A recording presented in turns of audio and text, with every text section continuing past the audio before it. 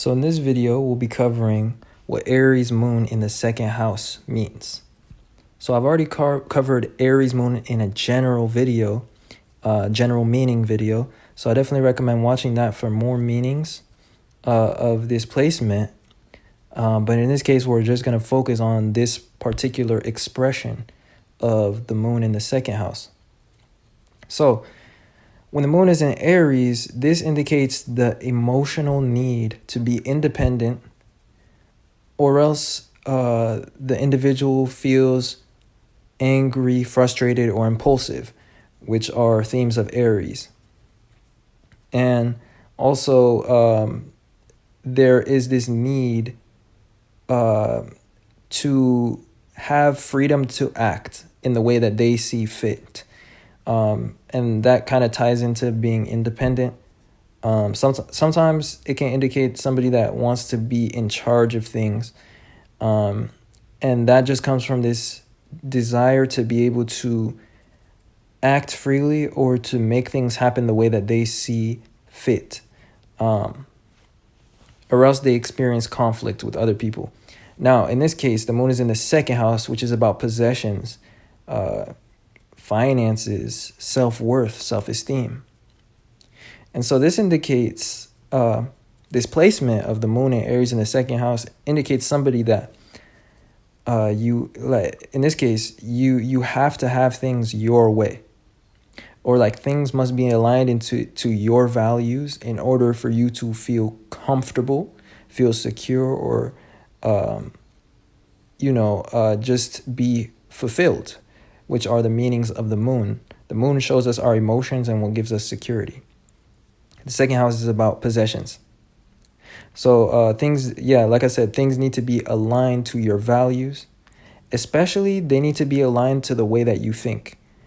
So something that people that have this moon in the second house in Aries placement don't like is they don't like when other people tell them what to do or how to think, or tell them to do things that they don't like or that they aren't in alignment with internally.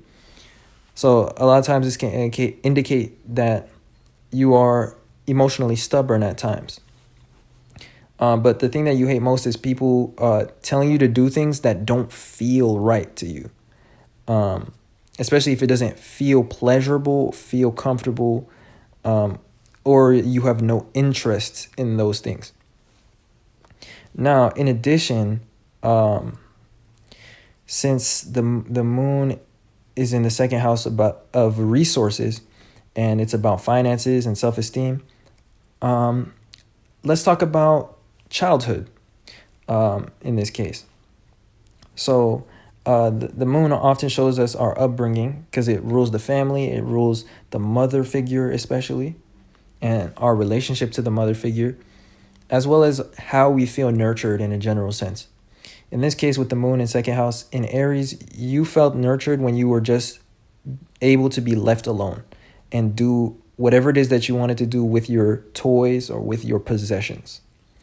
And as a child, you can probably confirm this or with somebody that raised you, or you can think about yourself now and think if it resonates. But as a child, somebody that has the moon in Aries in the second house, they quickly learn to associate themselves with what their possessions are, or they quickly learn the word mine or me, or what I have. They learn what the word I or mine. And in fact, they have this emotional attachment to possessions.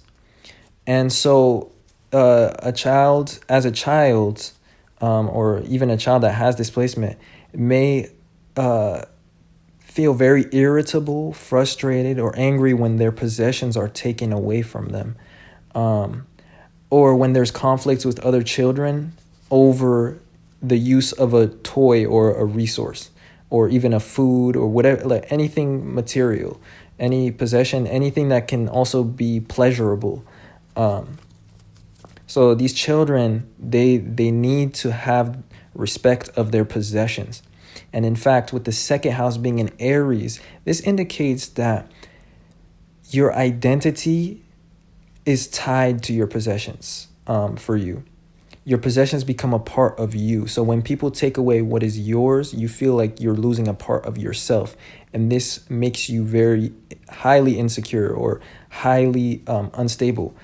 But as long as people respect your boundaries and don't take what is yours, or they don't tell you what to do, or they don't force things away from you, then you tend to feel content. The moon actually does well in the second house because it's exalted in the sign of Taurus, which is the sign associated with the second house. You're not too emotional. You're not too needy. You don't experience too much deep or dark emotions. You are generally a content individual, and you are content being by yourself too, because the moon is in Aries. And people can come to you and rely on you as a resource because you're somebody that is content and tends to have everything together for themselves.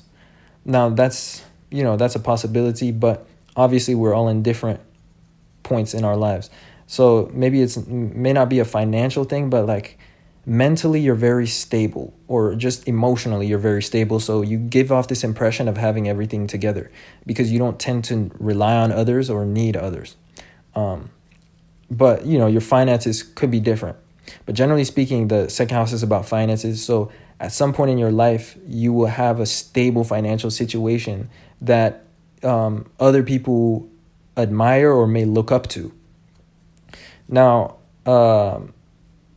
with that being said, the other thing I was going to say is with the ascendant being in Pisces for most of you guys, because you have the second house in Aries, the first house will be in Pisces. This indicates that your identity is a little bit unclear, or is like a little bit mutable.